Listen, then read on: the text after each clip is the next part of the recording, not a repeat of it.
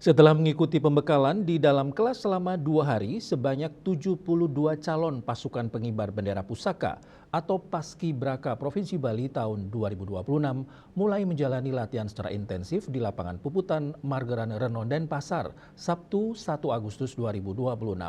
Latihan difokuskan pada pembinaan fisik, mental, serta baris berbaris sebagai persiapan pelaksanaan upacara HUT ke-81 Kemerdekaan Republik Indonesia tingkat Provinsi Bali.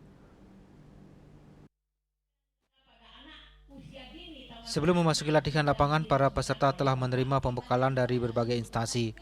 Materi yang diberikan meliputi bahaya penyalahgunaan narkoba, disiplin berlalu lintas, deradikalisasi, bela negara, cinta tanah air, wawasan kebangsaan, pendidikan pemilih pemula, pengawasan pemilu, hingga kepaskibrakaan.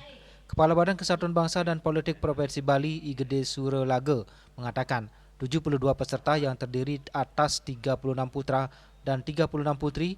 Mulai Sabtu 1 Agustus, peserta menjalani latihan bersama pelatih dari Kodam, Korem, Polda Bali, serta Purna Paskibraka Indonesia. Latihan menitik beratkan pada pembentukan formasi, tata upacara, kedisiplinan, kepemimpinan, pembinaan mental dan fisik, serta penguatan nilai-nilai Pancasila. Dilanjutkan dengan latihan baris berbaris, latihan formasi yang saat ini kan formasi itu sangat penting dalam menunjukkan performa di hari H di tanggal 17 Agustus, baik itu pada saat kenaikan dan penurunan bendera. Selain dipersiapkan sebagai petugas pengibar bendera pusaka, para calon paskibraka juga diharapkan menjadi teladan di lingkungan sekolah, keluarga, dan masyarakat dengan mengamalkan nilai disiplin, tanggung jawab, serta cinta tanah air.